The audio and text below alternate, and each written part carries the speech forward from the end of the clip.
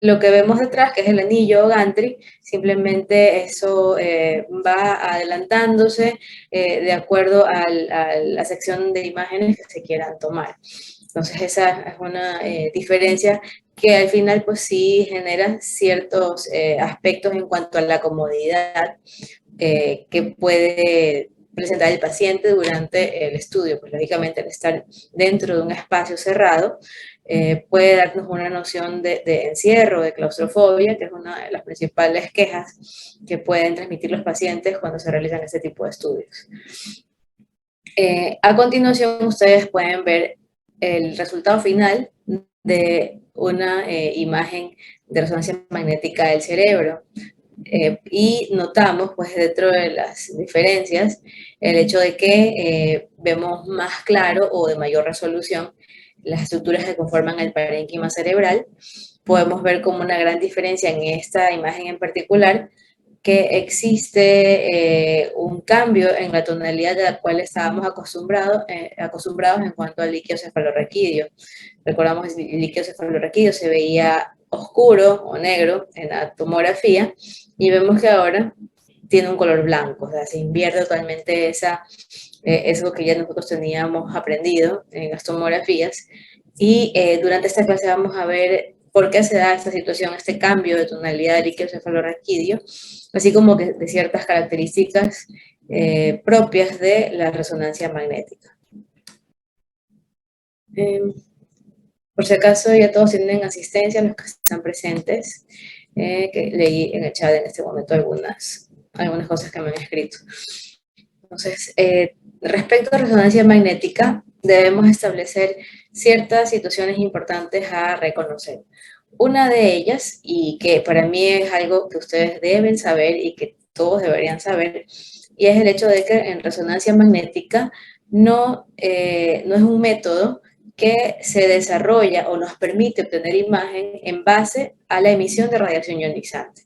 La radiación ionizante nos permite obtener imágenes cuando realizamos una radiografía o cuando realizamos tomografías computarizadas. Pero para la adquisición de imágenes de resonancia magnética no es el medio físico por el cual nosotros establecemos imagen.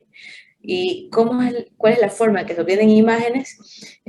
Una parte introductoria de esa adquisición de imagen es a través de una estructura, ustedes ven atómica aquí, que corresponde a digamos, un fundamento o un principio básico de los átomos que corresponden a su conformación por parte de un núcleo que está conformado por protones y neutrones. Dependiendo del tipo de elemento, pues van a tener un número distinto de estas partículas.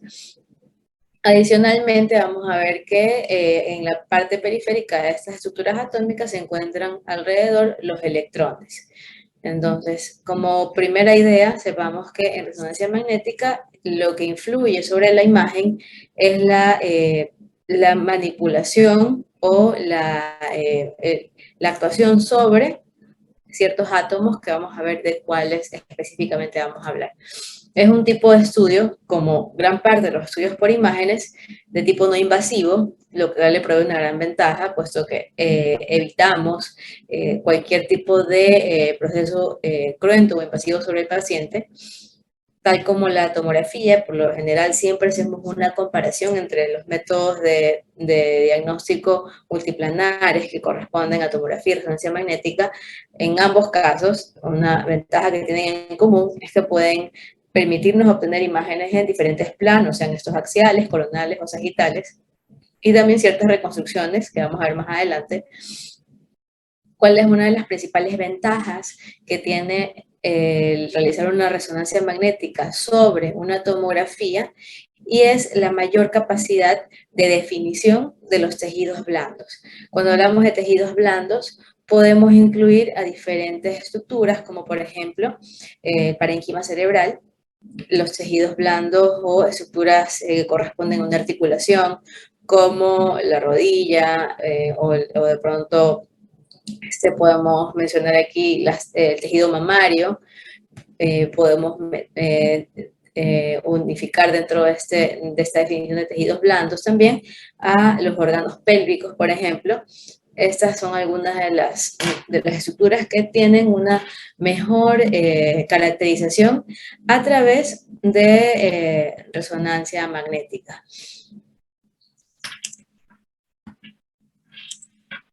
Entonces, como les decía, tejidos blandos. Me encamino a pensar en qué estructuras voy a evaluar. Particularmente, ¿cuál es el enfoque que quiero darle a la noción de ustedes como fundamentos de resonancia magnética? Es, como médico, cuándo debo realizar, es decir, cuándo debo solicitar una resonancia magnética. En primer lugar, siempre tiene que quedar en claro que iremos en solicitudes de menor complejidad a mayor complejidad.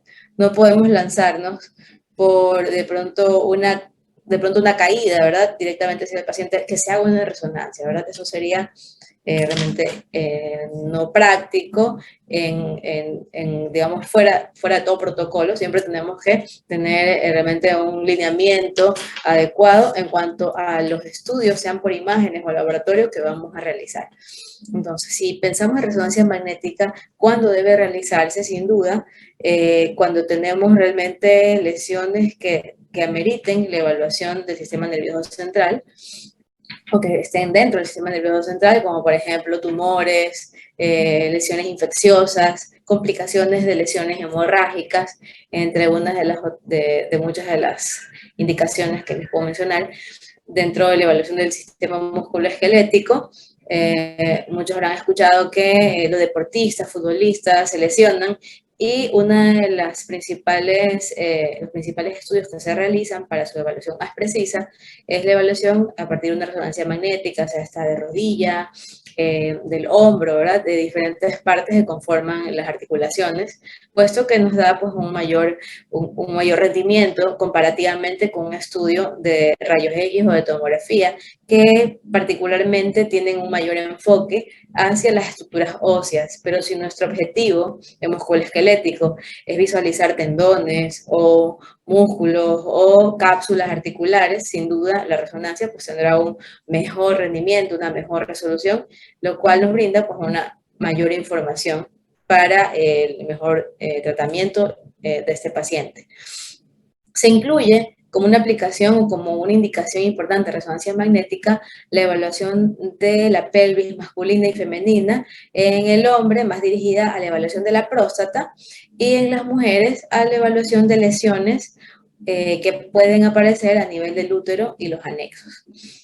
En el aparato gastrointestinal también se ha visto una gran utilidad, y dentro de la evaluación de estructuras a profundidad en el abdomen, diría que una de los principales estudios que se realizan por resonancia magnética con mayor frecuencia es la evaluación de la vía biliar a través de un estudio que quizás lo hayan escuchado antes, que se denomina colangioresonancia, que nos permite la evaluación de la vía biliar con un detalle mucho más preciso que la ecografía y que la tomografía. Aunque obviamente pues siempre se sigue un algoritmo que seguramente nos permite hacer diagnóstico previo a realizar una resonancia magnética, pero sin duda en muchas ocasiones es un estudio necesario.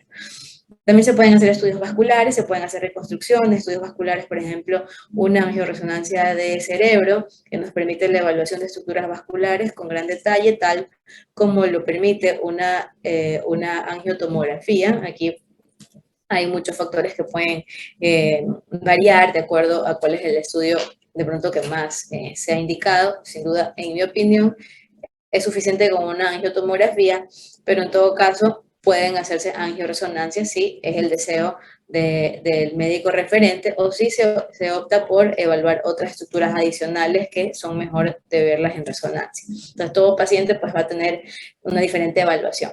Desventajas que debemos mencionar, recordando que lo anterior que vimos eran las ventajas, ¿verdad? Cuando decíamos que no se emite radiación ionizante para adquisición de una resonancia magnética, esto corresponde a una gran ventaja, que no está encasillada como ventaja, pero que ustedes lo pueden analizar. Es una ventaja, ¿por qué? Porque emitir radiación ionizante en gran dosis pues puede generar efectos adversos.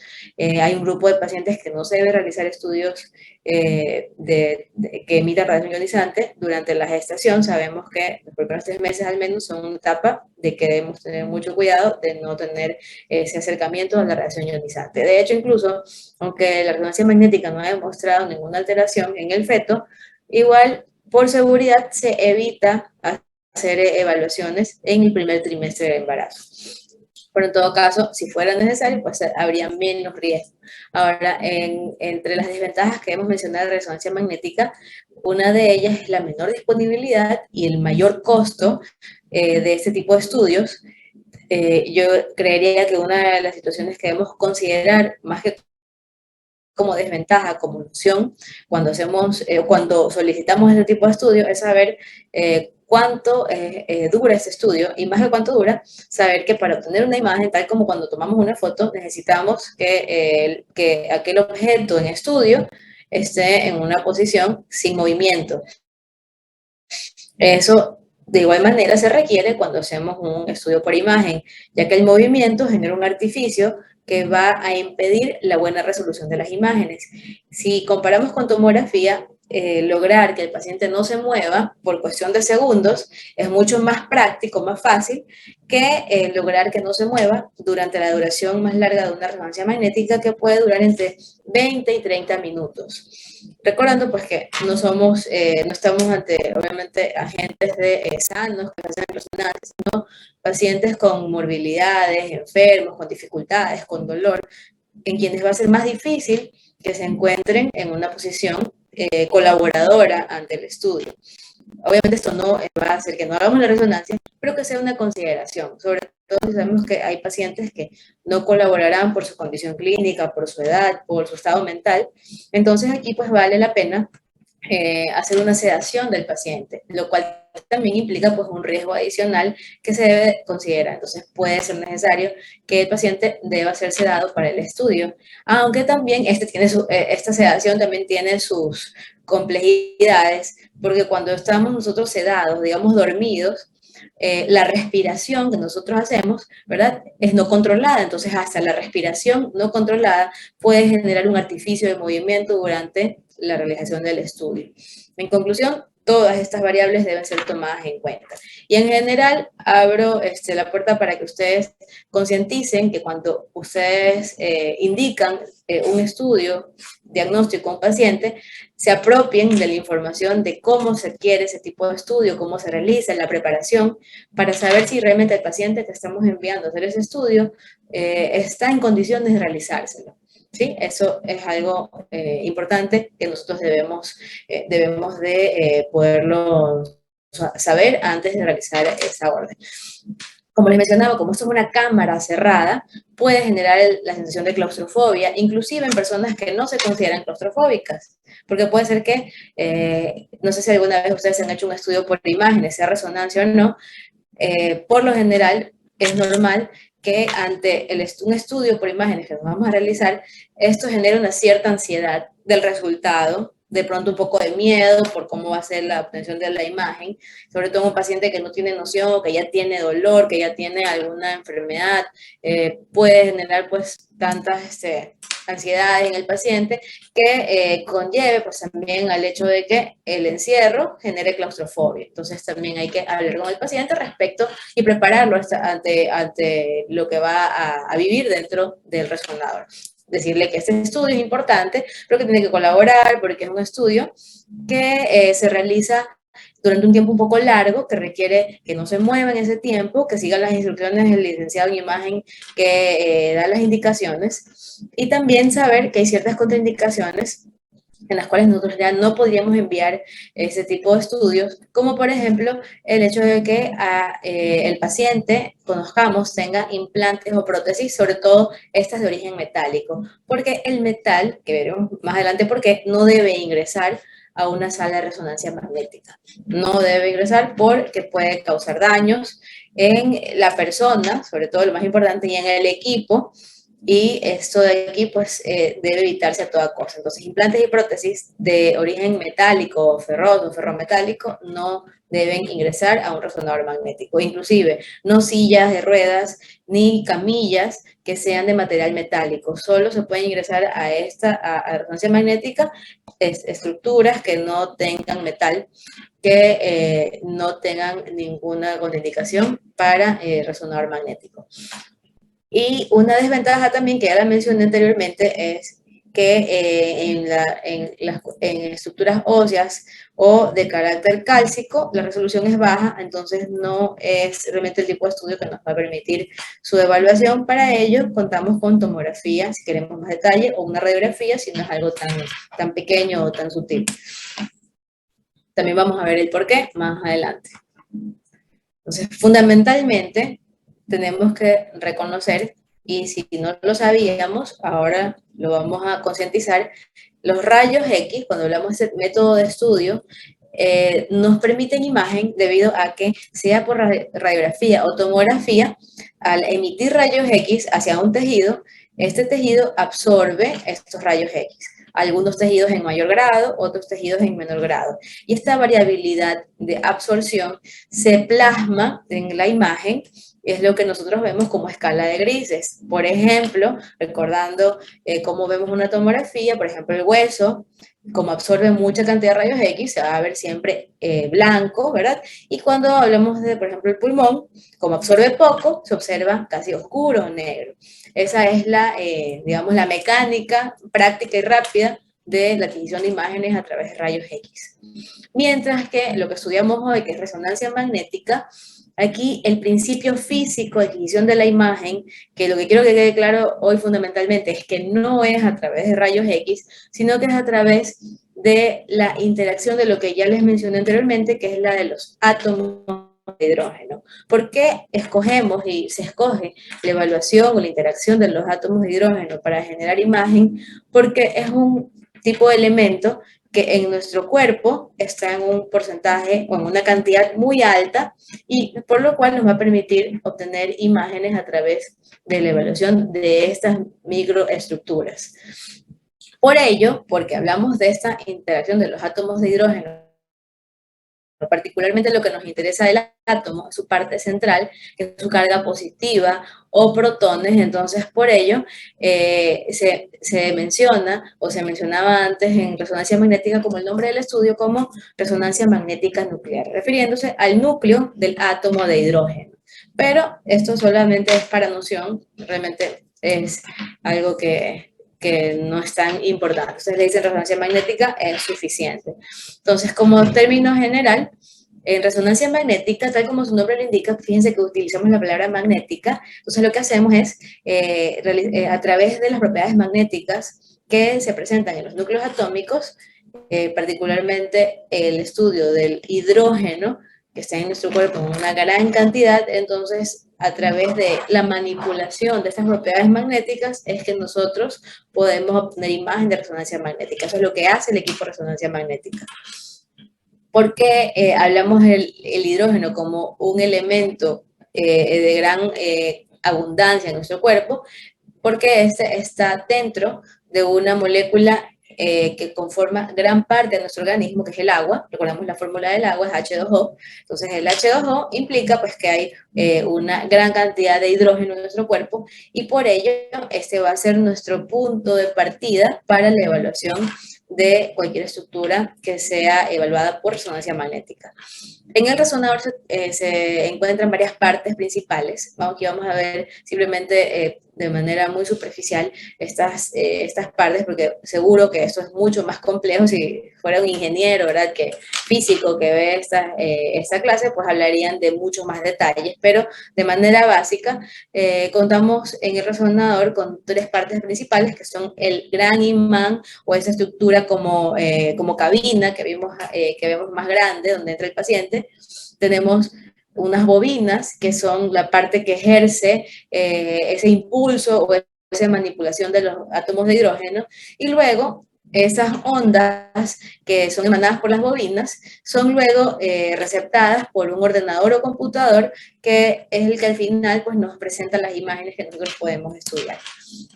Dentro de, el imán principal, que es la parte de la configuración central del equipo, lo que podemos mencionar dentro de este imán, que es importante, es una bobina de conducción que nos permite que haya un flujo de este magnetismo de manera adecuada, de tal forma de que no haya resistencia de los átomos de hidrógeno y de su electricidad o energía que generan, y esto lo logra a través de mantener la temperatura en la temperatura más baja posible, que es la temperatura de cero absoluto, no sé si lo han escuchado, que es una temperatura muy baja, solo para que lo sepan, no para que lo graben, ¿verdad? Porque eso se lo pueden olvidar. Es una temperatura de 4 kelvins o de menos 269 grados centígrados. Pero básicamente aquí tenemos una baja, muy baja temperatura dentro del imán principal.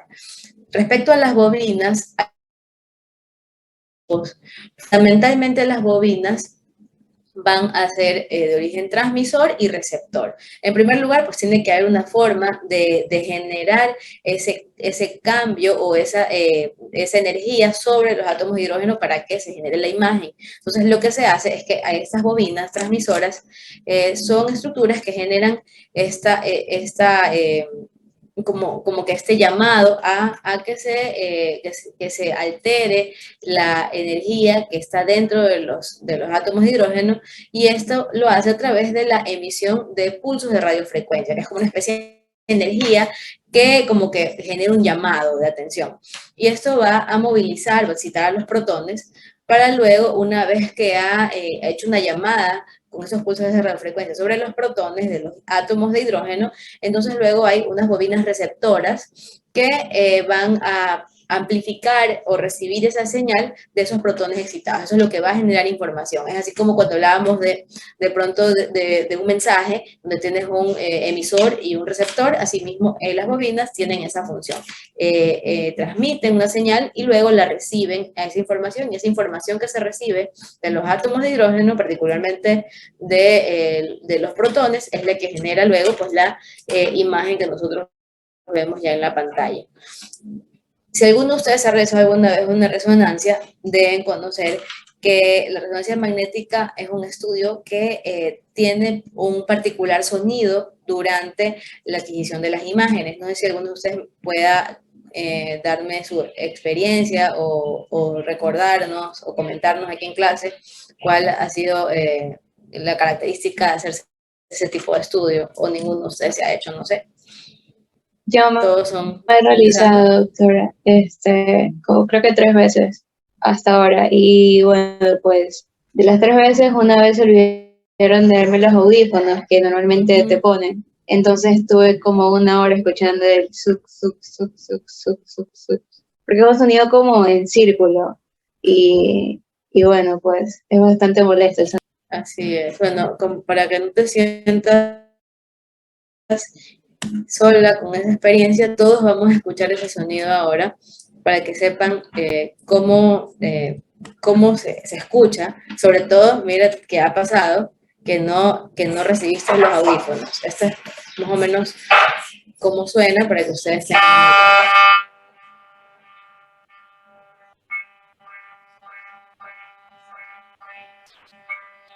suficiente para aturdir a cualquiera, ¿verdad? Entonces es algo bastante molesto el zumbido que se percibe durante este estudio. Obviamente, para disminuir esta sensación tan fea de este sonido, porque saben que el sonido también puede aturdirnos mucho, entonces se le dan al paciente tapones, se les pone audífonos para que escuchen algo de música y disminuir esta molestia, pero es parte del estudio y sabemos que no es poco tiempo, sino que es un estudio que toma una duración.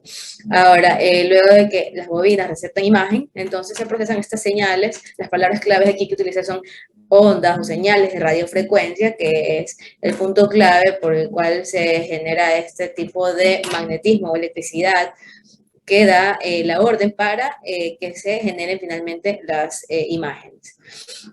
Entonces, de manera más práctica o para tener un recordatorio fácil en nuestra mente, comparemos el resonador magnético con un gran imán, que es la manera en la cual nosotros vamos a poder recordar con facilidad cómo funciona o cómo se realiza la adquisición de imágenes por resonancia magnética. Entonces, si comparamos, el resonador es el gran imán y esos clavos que vemos que se atraen a los polos del gran imán serían nuestros átomos de hidrógeno, que se van a movilizar de acuerdo a el tipo de señales de radiofrecuencia que se emitan en las bobinas dentro del equipo de resonancia magnética.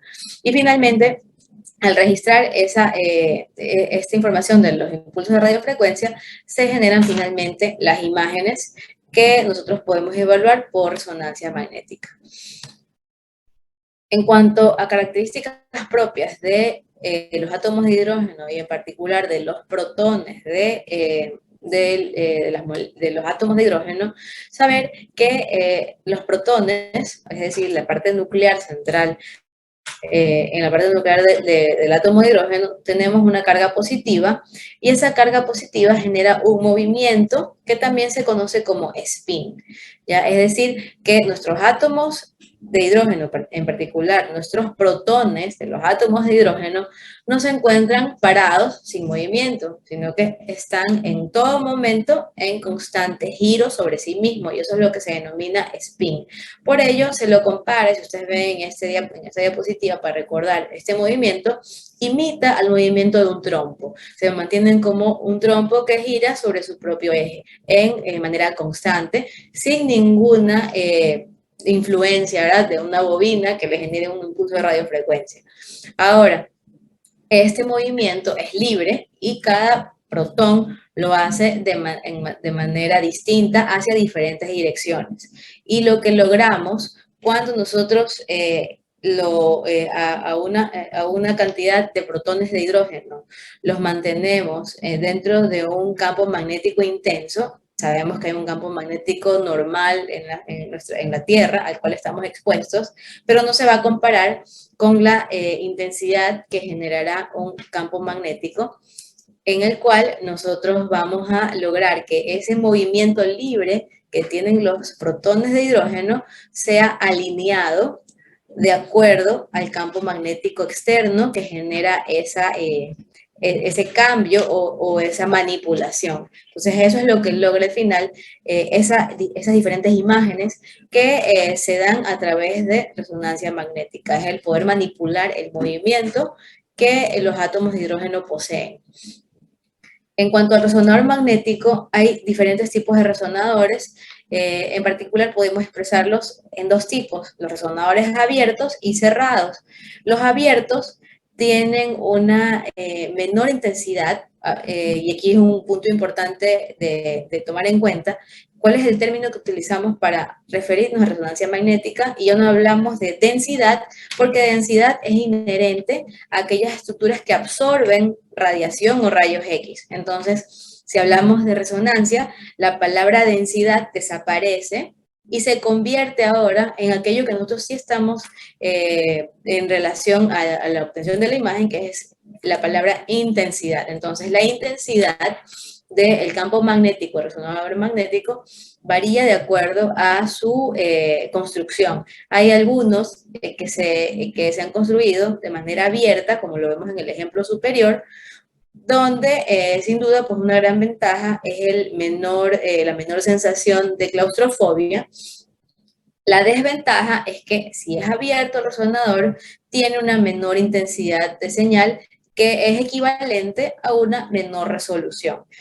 Ahora, realmente los abiertos pueden tener hasta un Tesla, que es la medida de intensidad de señal de los resonadores, y un Tesla, pues realmente puede brindarnos una imagen relativamente adecuada. Por ejemplo, aquí en nuestra ciudad, en el Hospital Roberto Gilbert, hay un resonador abierto de un Tesla y su imagen, pues, es relativamente buena y es lo adecuado para pacientes en edad pediátrica, sin duda.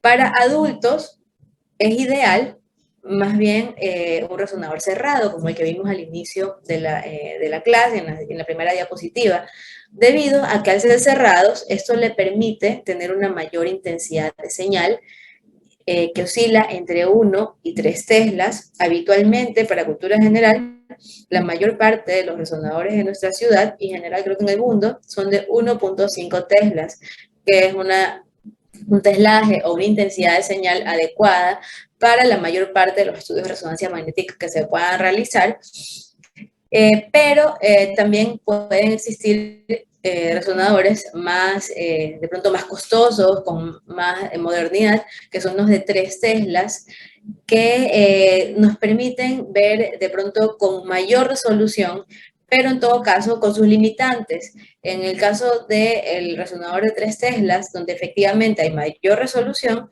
también considerar que son resonadores que te permiten ver estructuras más superficiales, puesto que con 3 teslas, con todo lo que cueste y con toda la tecnología que tengan, no va a haber una buena imagen de estructuras a profundidad. Es decir, si yo quiero ver, por ejemplo, abdomen, por ejemplo, la colangioresonancia, con 3 teslas no va a tener la mejor imagen que si lo hiciera con uno de 1.5 teslas. Mientras que seguro que si hablamos de una resonancia de cerebro o de tejidos de la mama de 3 teslas, entonces, sí, sin duda, pues no va a competir el de 1.5 teslas porque el de 3 teslas prácticamente nos va a dar el detalle preciso de las imágenes. En todo caso, esto simplemente se los menciono porque considero que en algún momento ustedes podrían llegar a ser directores de un centro hospitalario o quizás puedan tener una clínica y quieran comprar algún tipo de aparato o de cualquiera de las estructuras que se necesitan para hacer estudios. Y para poder comprar, pues tenemos que saber ciertas nociones respecto a los diferentes, de las diferentes cosas que se pueden comprar, porque a veces los vendedores pues, pueden indicar cosas que realmente no son cercanas a la realidad. Entonces tenemos que tener noción, sea en resonancia magnética, que es un ejemplo, o en cualquier tipo de insumo que tengamos que comprar, siempre debemos asesorarnos respecto a qué es lo mejor, porque no siempre lo más, digamos, lo más novedoso, lo más nuevo, o lo que tenga de pronto la última tecnología, puede ser que no se ajuste a las necesidades. Entonces, si yo voy a poner un centro que es un centro intermedio, prefiero un resonador de 1.5 que uno de 3. Si tengo muchísima capacidad adquisitiva, entonces ahí podría tener los dos resonadores para las diferentes necesidades. Como una idea clara respecto a por qué las imágenes se pueden generar en un resonador magnético, podemos comparar el campo magnético al que estamos expuestos en la Tierra. En promedio, aunque sabemos que hay partes en el mundo que tienen un mayor campo magnético que otros, en promedio el campo magnético es de 50 microteslas. Eso es lo que estamos expuestos de manera normal en la faz de la Tierra. Por lo tanto, si comparamos con la intensidad del campo magnético que se produce cuando se activa el resonador magnético, podemos ver la gran intensidad a la cual se exponen las moléculas, los átomos de hidrógeno, y es por lo tanto que se pueden manipular o movilizar sus direcciones o su alineación con el resonador. Y eso es lo que al final pues, nos genera imagen. Entonces vamos a hablar de estas diferentes imágenes que se obtienen en resonancia magnética. Sin duda alguna vez las han logrado ver y se habrán notado, o si no lo notan, pues se los cuento, la resonancia magnética tiene una variabilidad de tonalidades o de diferentes imágenes en las cuales nosotros vemos como un cambio de la escala de grises, donde en ocasiones hay ciertas imágenes que se ven más oscuras, unas que se ven más blancas, y todas siguen siendo el mismo estudio, el mismo paciente, pero en diferentes grupos de imágenes de diferente tonalidad. Básicamente tenemos dos tipos de imagen en resonancia magnética de acuerdo a esta, a esta manipulación de su magnetismo, que son las secuencias GT1 o también llamadas secuencia de recuperación, y la secuencia T2 o de degradación, básicamente en relación a cómo se comportan los núcleos de los átomos de hidrógeno a estas ondas de radiofrecuencia, estos impulsos de radiofrecuencia. Entonces vamos al gráfico y es lo que nos va a ayudar más para poder comprender. Entonces cuando hablaba de que los núcleos de los átomos de hidrógeno se encuentran en movimiento libre, ese spin libre, podemos ver que la flecha nos indica que todos estos protones están dirigidos de manera libre, sin ninguna dirección específica, y así se encuentran nuestros átomos de hidrógeno, nuestros protones de los átomos de hidrógeno, libres en un tejido que no está bajo la influencia de un campo magnético intenso. Cuando nosotros estamos bajo la influencia de un campo magnético intenso, como es bajo un resonador, entonces aquí ya no hay libertad de movimiento de los átomos de hidrógeno, sino que estos se van, nosotros mencionamos, a alinear en una dirección que nosotros podemos manipular. Y esa dirección que nosotros manipulamos, esto es lo que genera las diferentes secuencias o tonalidades o grupos de imágenes que se observan en resonancia magnética. Ahora, términos importantes a mencionar, como por ejemplo, una cosa importante que quería que ustedes recuerden es que la resonancia magnética no se obtiene a través de radiación ionizante, sino a través del magnetismo que se genera, que manipula los átomos de hidrógeno. Ahora, otro punto principal de esta clase es, en adelante, nosotros poder mencionar adecuadamente los términos que debemos utilizar para referirnos a una descripción de una resonancia magnética. Si vemos imágenes blancas o brillantes, hablamos de imágenes que tienen una alta señal de intensidad y por lo tanto se mencionan de esta forma, o de manera más corta expresamos que son imágenes hiperintensas. Cuando vemos algo blanco en resonancia es hiperintenso. Cuando vemos algo negro en resonancia magnética, es decir, tiene una baja intensidad de señal, entonces en ese caso esta estructura o lesión es hipointensa.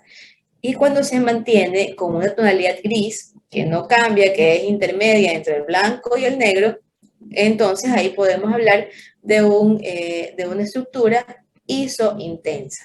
Pero por lo general, lo más importante es definir lo blanco y lo negro. Hipointenso e hiperintenso. Entonces, en cuanto a las secuencias que utilizamos, que son secuencias en conclusión, son como grupos de imágenes, debemos saber que para realizar una resonancia magnética hay diferentes protocolos de imagen, es decir, vamos a utilizar diferentes secuencias de pulso que nos van a permitir el estudio de alguna parte concreta del organismo, y que esas diferentes secuencias que se realizan toman tiempos distintos. Pueden durar pocos segundos, como pueden durar varios minutos. En todo caso, lo que es más importante de detallar es para qué nos sirven estas dos secuencias fundamentales, que son la secuencia T1 y T2. Cuando pensemos en resonancia magnética, una de las cosas que debemos de saber es que hay dos secuencias fundamentales, no son las únicas, hay muchísimas secuencias en resonancia, pero las básicas que nosotros debemos conocer son la secuencia T1, que tiene como objetivo realmente analizar la parte anatómica del segmento en evaluación, o sea, es el cerebro, el abdomen, la pelvis, la mama. Para eso nos sirve principalmente la secuencia T1, ya que es muy parecida a una tomografía. Y en la secuencia T2, en cambio, es una secuencia que detecta y que nos es posible, a través de esta secuencia, detectar con mayor facilidad cambios patológicos. Y eso lo vamos a detallar el por qué más adelante. Aquí hago una comparación respecto a las secuencias T1 y la secuencia T2. La secuencia T1, que T en realidad viene de la palabra tiempo, que es un primer tiempo de adquisición. Entonces, en la T1, que es como la secuencia básica, es de donde nacen las imágenes, tenemos una similitud con la tomografía, porque en ambas el líquido cefalorraquídeo se ve negro. Así como también cualquier estructura de origen líquido, como por ejemplo los vasos sanguíneos se van a ver hipointensos y también el hueso. Entonces aquí me voy a acercar para poder identificar por qué yo puedo o cómo puedo distinguir esta imagen de resonancia de de una tomografía, donde ustedes me dirán, bueno, sobre todo el líquido me podría confundir, porque en ambas el líquido cefalorraquídeo se observa oscuro, pero particularmente lo que más nos va a ayudar es el poder ver el hueso. Si se fijan, donde yo estoy señalando con rojo, voy a tratar de hacerlo en toda esta zona, sería la parte de hueso de esta zona, que podemos delimitar, que sería tabla interna, tabla externa, y lo que vemos más blanquito en la parte central sería la médula ósea finita que hay entre las tablas internas. Entonces, como podemos ver en resonancia magnética, el hueso se ve oscuro, mientras que en tomografía, no sé si ustedes se acuerdan, creo que sí, el hueso se ve blanco, siempre vemos muy, muy blanco el hueso en una tomografía, sobre todo en la ventana del cerebro. Por lo tanto, esa es una distinción. Y muchos podrían confundir que los tejidos blandos externos, que eso que se ve blanco, sea el hueso, pero fíjense que no está a continuación del cerebro, del parénquima, sino que se encuentra separado por este halo oscuro que es el hueso, y esto blanco que vemos alrededor son los tegumentos, tejidos blandos, sobre todo la grasa subcutánea que rodea a la calota craneal. Y para no olvidarnos de mencionar esto que vemos más oscurito, digamos que podríamos mencionarlo como hipointenso o de baja intensidad, corresponde a planos musculares finos que también se encuentran a nivel de la calota craneal. Entonces, principalmente podemos tomar en cuenta el hueso como una estructura justamente cercana al parénquima y que se observa negra o oscura en la resonancia magnética. Ahora, la pregunta es, ¿por qué el hueso se observa negro? Y particularmente ahí la respuesta sería el análisis de lo que ya nosotros hablamos en resonancia magnética. En resonancia magnética, el mayor rendimiento del estudio es el observar tejidos blandos. ¿Por qué tiene mayor rendimiento en la evaluación de tejidos blandos? Porque son tejidos que tienen mayor cantidad de agua. En el agua, hidrógeno, y en el hidrógeno, protones de hidrógeno. Pero, ¿qué ocurre con el hueso? En el hueso es un tejido que tiene muy poca, escasa cantidad de agua y por lo tanto, si existe poca agua, va a existir una baja cantidad de átomos de hidrógeno, por lo tanto, va a existir una baja resolución de estructuras de carácter óseo o de origen cálcico. Esa es la explicación del por qué el hueso en resonancia se observa más que hipointenso en una baja resolución, que no nos permite realmente su evaluación de manera muy detallada. Y es por ello que así nosotros podemos distinguir cuando es importante hacer un estudio u otro. Y es por ello que también es necesario saber cuáles son los principios físicos, aunque sea de una manera muy sutil o muy superficial respecto a los métodos de diagnóstico, en este caso comparando tomografía con resonancia magnética. Entonces, algunas de las estructuras que nosotros podemos detallar cuanto a su tonalidad en la secuencia de T1 serían principalmente el líquido cefalorraquídeo, que me parece básico, que lo podemos distinguir, es negro en T1, también los vasos sanguíneos. Un estudiante me preguntó, doctora, ¿pero por qué los vasos sanguíneos se van a ver hipointensos si tienen sangre? Y recordemos, la sangre pues debería tener una tonalidad distinta, pero la sangre tiene una tonalidad distinta cuando se forma un coágulo, cuando hay un hematoma o alguna lesión, pero normalmente la sangre que fluye sin ninguna alteración tiene la misma característica que el líquido y se va a observar oscura, sea en resonancia o en tomografía.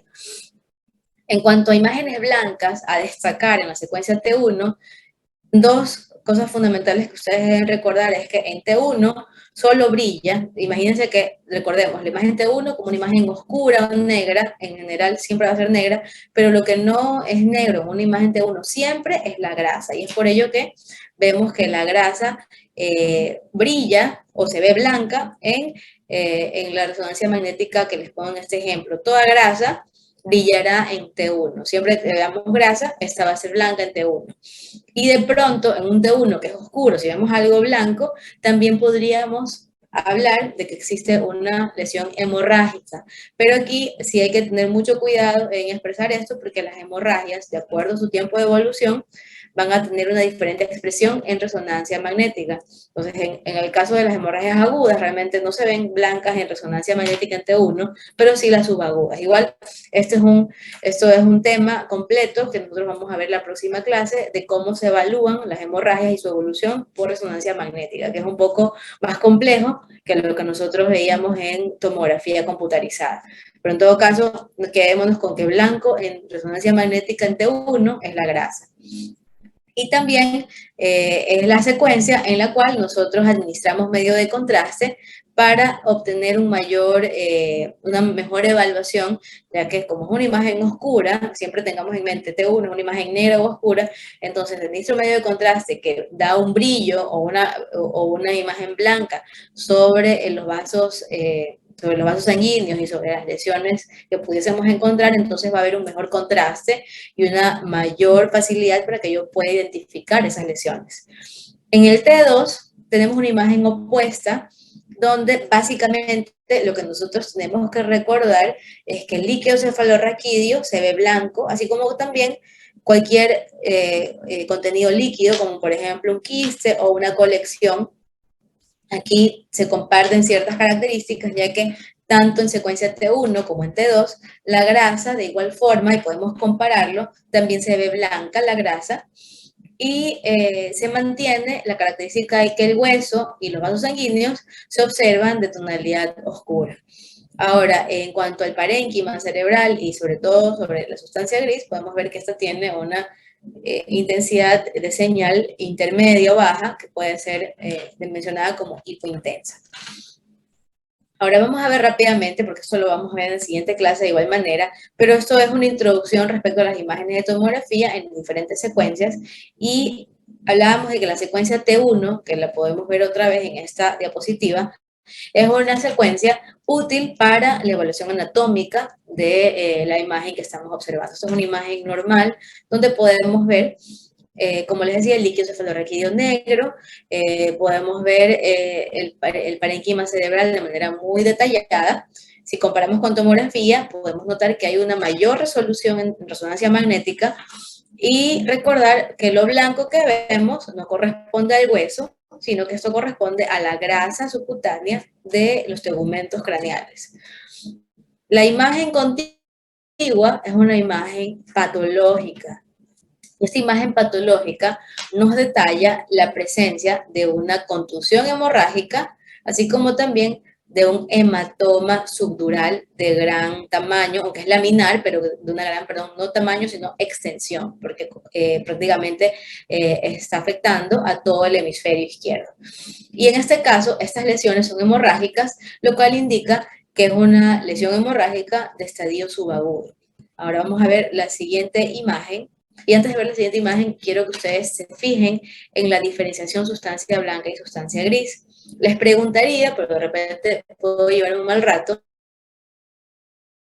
si no se acuerdan, en tomografía la sustancia blanca se observa oscura y la sustancia gris se ve un poquito más blanca. Recordando que la sustancia blanca es la profunda y la sustancia gris, que es la que nos da la inteligencia, recuerden, es la que está alrededor de los giros, de las circunvoluciones, y que es más oscura en esta imagen. Entonces, creo que ahí los confunden. Entonces, volvemos. Tomografía, sustancia blanca se ve gris, sustancia gris se ve blanca. Pero vemos que en el T1 hay una distinción igual a lo que mencionamos. La sustancia gris, si ustedes lo pueden ver, fíjense a los contornos corticales, se ve gris, y la sustancia blanca se ve blanca. Fíjense, en el T1 no hay que hacer esa inversión que hacíamos en tomografía, lo cual nos indica una manera de poder distinguir una tomografía de una secuencia T1, puesto que en común la tomografía y la secuencia T1 tienen el líquido cefalorraquídeo negro o oscuro, pero la distribución sustancia blanca y sustancia gris es al revés, ya que en la resonancia se da tal cual como suena. En la sustancia blanca se ve blanca, en la sustancia gris se ve gris. Al revés de lo que pasa en tomografía. Ahora, en la secuencia T2, la gran e importante diferencia que nosotros notamos en la secuencia T2 es de que el líquido cefalorraquídeo se observa de tonalidad blanca. Y esto es algo muy llamativo y de gran expresión para que nosotros lo podamos notar de manera inicial. Si hablamos de la diferenciación sustancia blanca y sustancia gris, notemos que aquí volvemos a esa inversión que hacíamos en tomografía, donde, si ustedes se fijan, lo que se ve oscuro aquí en el interior, ustedes pueden ver, eso es la sustancia blanca, y lo que se ve más claro, que en realidad no es blanco, pero un poco más claro que la sustancia blanca, es la sustancia gris. Vemos como la sustancia gris se ve de pronto un poco más blanca que lo que podemos ver de sustancia gris, de sustancia blanca, perdón, sustancia gris, lo que está periférico, y sustancia blanca, lo que se encuentra en el centro.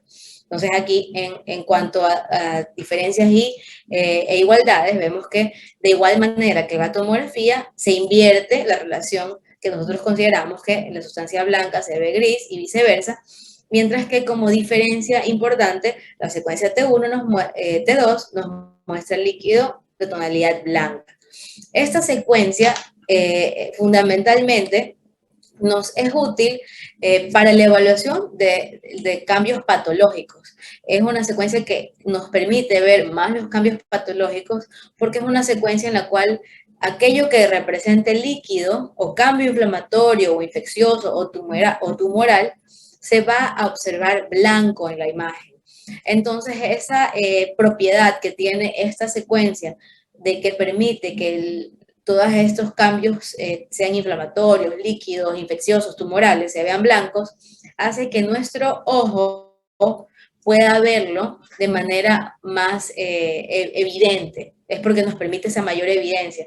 Una lesión que se vea blanca contrasta y permite mayor distinción de nuestro ojo para poderlo identificar. Es por ello que es el puntal de las resonancias para digamos, de las secuencias para poder tener esta apreciación.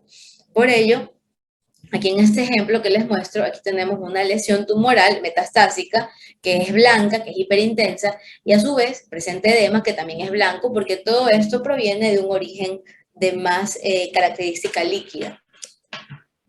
Hay varias secuencias que también acompañan a la resonancia magnética básica, que es la T1 y T2, y la mayor parte de ellas son como hijas de esta madre, que es la T2.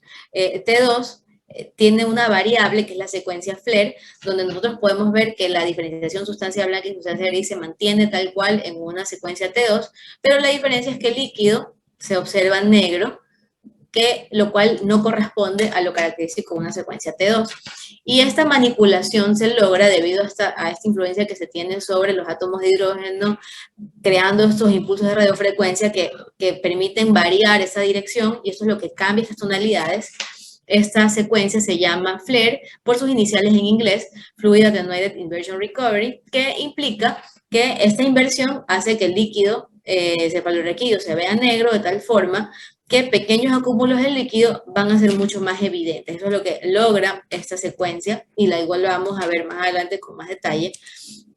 Tenemos otra secuencia también proveniente de la T2, que es la secuencia ecogradiente, y tiene como objetivo esta T2 estrella o ecogradiente el evaluar o permitir observar de baja intensidad toda lesión o estructura que contenga gran cantidad de componentes de derivación hemática, sea hemosiderina o presencia de hierro. Estas lesiones pueden pasar inadvertidas en cualquier secuencia, estas lesiones de origen hemático, pero, y sobre todo que cuando son pequeñas, pero en estas secuencias se van a permitir poder visualizar.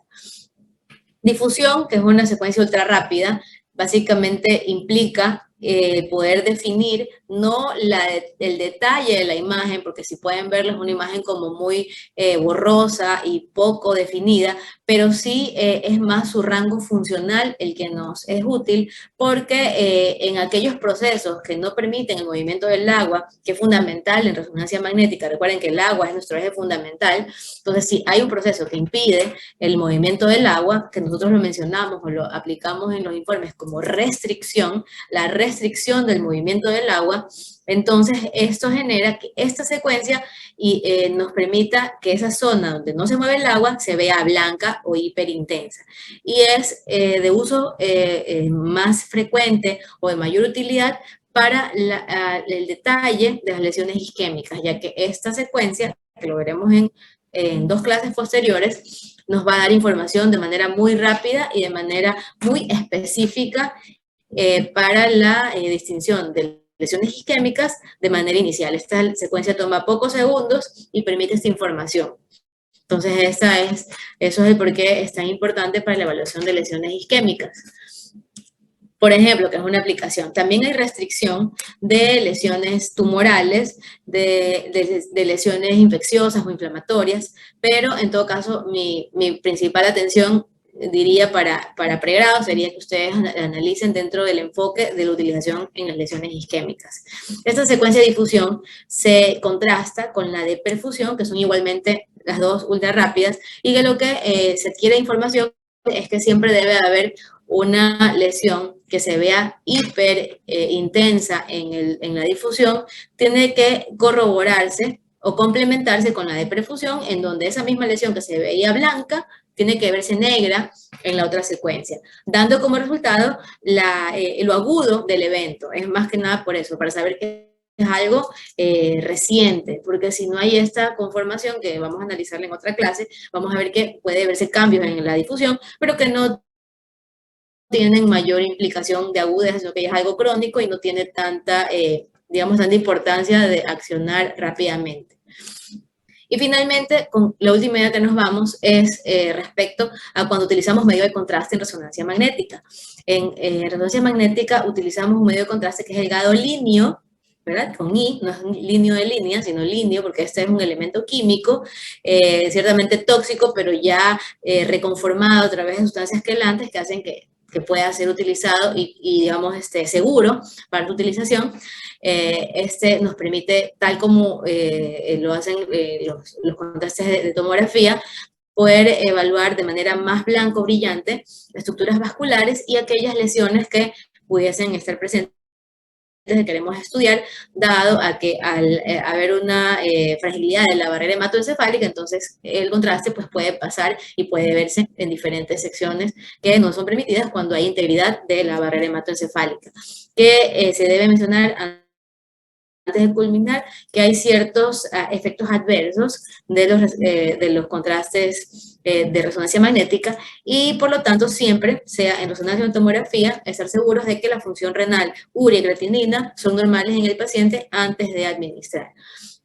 En cuanto a cuál es la secuencia donde utilizamos resonancia magnética, yo les decía de manera más sencilla, como la imagen de T1 es oscura, entonces en resonancia magnética contrastada, mi enfoque es la utilización de la T1 para la administración de contraste y en esa imagen hacer la evaluación.